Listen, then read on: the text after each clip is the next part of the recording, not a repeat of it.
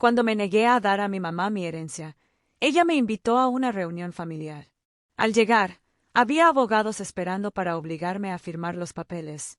Pero en el momento en que me entregaron los documentos, solo sonreí y dije: curioso, yo también traje a alguien. Hola, soy Valeria, tengo 29 años, y esta es la historia de cómo mi propia madre intentó sorprenderme con abogados para robar mi herencia, solo para que todo saliera completamente mal para ella. Todavía tiemblo al recordar cómo sucedió todo, pero por primera vez en mucho tiempo, siento que he recuperado mi poder. Para empezar, déjame explicarte que vengo de una familia muy complicada. Crecí con mi mamá, su segundo esposo, Javier, y mi medio hermano, Luis. Mi papá biológico falleció cuando yo tenía 10 años, y me devastó. Él era mi ancla, mi protector, el único que realmente me hacía sentir importante. Después de su muerte, todo cambió. Mi mamá se volvió a casar en menos de un año. Javier nunca fue cruel, pero tampoco era amable. Me toleraba, y eso era todo. Siempre favoreció a Luis, su hijo biológico, y mi mamá también. Con el tiempo, quedó claro que yo era solo un estorbo, una obligación con la que tenían que lidiar. Cuando era adolescente, me volví invisible a menos que necesitaran algo de mí. Avancemos a la universidad. Trabajaba 2 empleos, estudiaba a tiempo completo y aún enviaba dinero a casa cuando Luis pasaba por una fase rebelde. Mi mamá me llamaba llorando, diciendo que no podían controlarlo y que necesitaban ayuda. Y, por supuesto, yo cedía cada vez. Pensé que si seguía siendo la buena hija, tal vez algún día me apreciarían. Ese día nunca llegó. Cuando mi abuelo falleció el año pasado, todo cambió de nuevo. Él era el padre de mi papá y siempre se mantuvo en contacto conmigo, incluso después de la muerte de mi papá. No me di cuenta hasta la lectura del testamento de cuánto había dejado atrás y cuánto de eso era específicamente para mí. Me dejó todo, no solo la casa, sino también sus acciones, bonos, ahorros, casi $900,000 en total. Lloré cuando el abogado lo leyó. Mi abuelo también me había escrito una carta, diciendo que sabía que mi mamá y Javier nunca me darían lo que merecía, y quería darme una red de seguridad para construir la vida que siempre había soñado. Cuando le conté a mi mamá sobre la herencia, su tono cambió por completo. De repente, era dulce, demasiado afectuosa, preguntándome si necesitaba ayuda para manejar tal cantidad de dinero. Fui educada pero firme. Ese dinero era mío, y yo lo manejaría. Fue entonces cuando comenzó la manipulación. Al principio, fueron viajes de culpa. ¿Cómo podía acumular dinero cuando mi familia estaba pasando por dificultades? No me importaba Luis, que estaba tratando de iniciar un nuevo negocio. No quería ayudar a Javier, que tenía problemas de espalda y ya no podía trabajar. Luego vinieron las presiones directas. Una noche me llamó y muy calmadamente me dijo que sería mejor si transfería el dinero a un fideicomiso familiar que ella manejaría. Me reí. Realmente pensé que estaba bromeando. No era así. Cuando me negué, las cosas escalaron. Comencé a recibir mensajes de Javier, textos pasivo-agresivos de Luis e incluso llamadas de familiares lejanos que apenas conocía, todos preguntándome por qué estaba siendo egoísta. Corté todo contacto durante unas semanas. Necesitaba espacio. Hablé con mi abogado y asesor financiero y comencé a asegurar todo. Moví mis fondos a un banco seguro, cambié todas mis contraseñas y me aseguré de que la escritura de la casa de mi abuelo estuviera legalmente a mi nombre. Luego, el fin de semana pasado, recibí un mensaje de grupo de mi mamá diciendo que necesitábamos tener una reunión familiar. Dijo que era hora de que todos nos sentáramos y resolviéramos las cosas como adultos. Contra mi mejor juicio, acepté. Pensé que si querían discutir, está bien. Iba a ir, decir lo que pensaba y marcharme. Pero lo que encontré fue algo completamente diferente. La reunión era en la oficina de Javier, lo cual debería haber sido mi primera señal de alerta. Llegué vestida con una blusa sencilla y jeans, tranquila y compuesta, solo para encontrar una larga mesa de conferencias con no solo mi mamá, Javier y Luis, sino también 2 abogados sentados frente a ellos. Me quedé paralizada. Mi mamá se levantó y sonrió de esa manera empalagosa que siempre hacía cuando estaba tramando algo. Valeria, cariño, solo estamos aquí para hablar. Estos abogados están aquí para guiar el proceso. Entrecerré los ojos. ¿Qué proceso? Fue entonces cuando deslizaron una carpeta hacia mí a través de la mesa. Era un acuerdo legal redactado que establecía que firmaría el 80% de mi herencia a un nuevo fideicomiso familiar controlado, por supuesto, por mi madre y Javier, con una asignación mensual para mí. La justificación era garantizar una distribución justa y evitar gastos irresponsables. No dije una palabra. Ni siquiera abrí la carpeta. Solo miré a mi alrededor las caras de satisfacción sentadas frente a mí. Luis se recostó en su silla, con los brazos cruzados como si ya hubiera ganado. Respiré lentamente. Luego sonreí. Curioso, dije, porque yo también traje a alguien. En ese exacto momento, la puerta se abrió detrás de mí y entró Sofía, mi abogada. Estaba tranquila, elegante y sostenía un grueso cuaderno en una mano. Las expresiones en sus caras cambiaron como un interruptor. La presenté y luego me senté tranquilamente. Sofía se acercó al frente de la mesa y dijo: Antes de que proceda cualquier discusión, mi cliente me ha pedido que revise los documentos presentados y evalúe si se está ejerciendo alguna coacción indebida. ¿Por qué? Por lo que puedo ver, esta reunión parece altamente cuestionable, tanto legal como éticamente. El rostro de mi mamá se puso rojo brillante. Javier comenzó a balbucear. Luis parecía como si alguien acabara de golpearlo en el estómago. Pero Sofía no había terminado.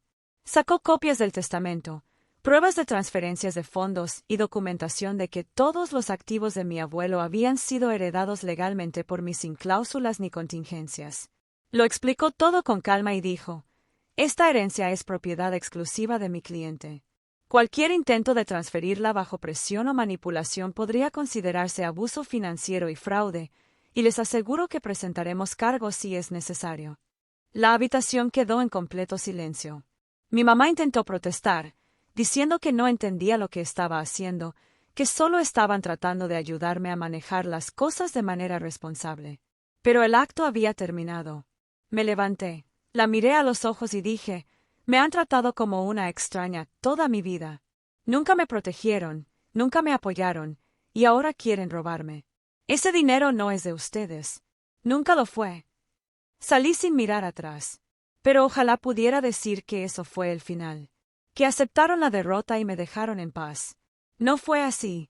Al día siguiente, recibí una notificación de que alguien había intentado acceder a mi cuenta bancaria en línea. Luego vinieron los mensajes amenazantes de Luis diciendo que más me valía entrar en razón. No se estaban quedando callados, y estoy empezando a darme cuenta de que nunca lo harán. Pero lo que no saben es que yo no me estoy echando atrás. Habían pasado solo 48 horas desde que salí de esa llamada reunión familiar, pero las consecuencias fueron inmediatas y agresivas. A la mañana siguiente, mi teléfono no paraba de sonar. Mensajes de voz de números desconocidos, correos electrónicos disfrazados de notificaciones legales, textos de Luis que rápidamente pasaron de viajes de culpa a amenazas abiertas. Incluso me envió un mensaje de texto: ¿Crees que ahora eres intocable? Ese dinero pertenece a la familia. El abuelo estaba senil. Todos lo saben. Si no arreglas esto, te arrepentirás. No respondí. Solo lo reenvié a Sofía. En ese momento, mis emociones estaban pasando de la conmoción a la ira. Había pasado toda mi vida encogiéndome para acomodar su disfunción, manteniéndome callada para mantener la paz, diciendo que sí cuando quería gritar que no, dándome por entero a una familia que solo me veía como útil cuando tenía algo que podían tomar. Pero ahora tenía algo que no podían tomar, y eso los estaba volviendo locos. Sofía actuó rápidamente. Presentamos una demanda en su contra. Cualquier otro acoso sería respondido con órdenes de restricción y cargos criminales. También hice que mi institución bancaria iniciara una investigación por fraude sobre el intento de inicio de sesión, que provenía de la dirección IP de la oficina de Javier. Eran descuidados, desesperados y estúpidos. Pensé que eso sería suficiente. No lo fue. Aproximadamente una semana después, regresaba del supermercado cuando noté un auto estacionado frente a mi casa. Era la camioneta de Javier, simplemente allí sentada. Nadie salió. Nadie tocó el timbre, pero era un mensaje, una advertencia. Llamé a la policía, presenté un informe nuevamente, reenvié todo a Sofía. Ella me aconsejó considerar la instalación de un sistema de seguridad. Hice algo mejor.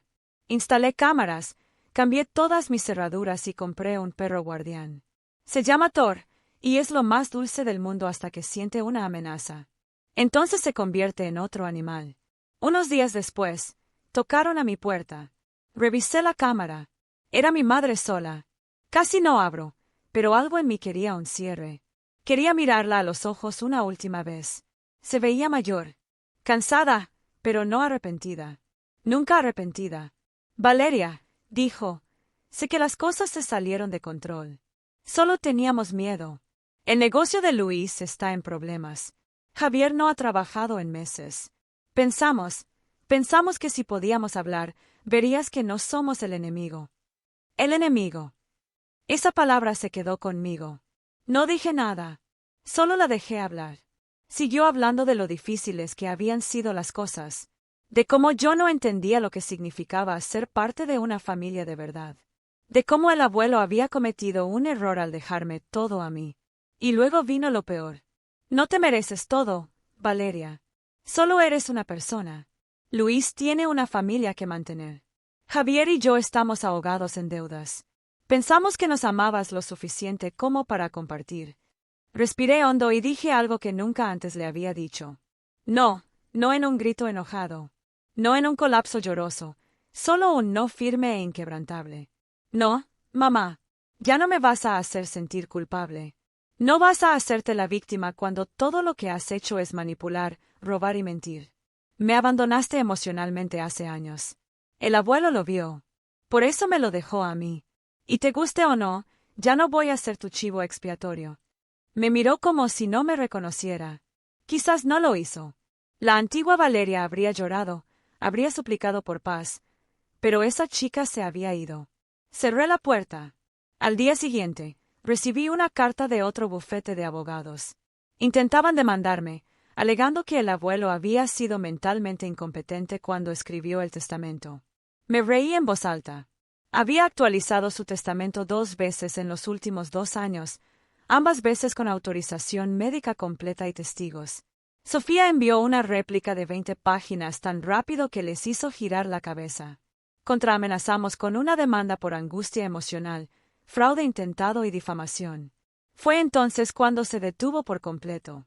No más mensajes de texto, no más visita sorpresa, no más autos sospechosos estacionados frente a la casa. Era como si finalmente hubieran reconocido la verdad. Habían perdido, pero el daño ya estaba hecho. Comencé terapia. 4 años de gaslighting, abuso emocional y lealtad mal colocada. Finalmente me permití llorar. No solo por mi abuelo, sino también por la infancia que nunca realmente tuve. Lloré por la niña que seguía intentando ganar un amor que nunca se dio libremente.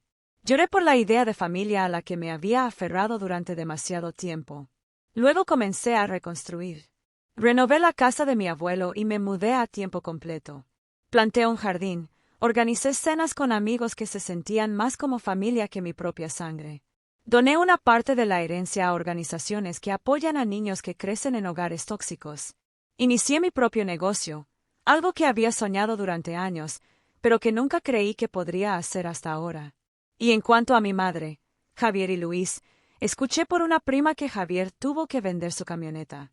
El negocio de Luis quebró. Mi mamá está rentando habitaciones en su casa para llegar a fin de mes. Todavía difunden la historia a quien quiera escucharla de que robé lo que era legítimamente de ellos, que soy codiciosa y despiadada. Pero he hecho las paces con eso. Porque la verdad es que no solo heredé dinero. Heredé libertad. La libertad de elegir mi paz sobre su caos. La libertad de decir no, de alejarme, de nunca volver atrás. Y eso, más que cualquier otra cosa, es lo que nunca me perdonarán.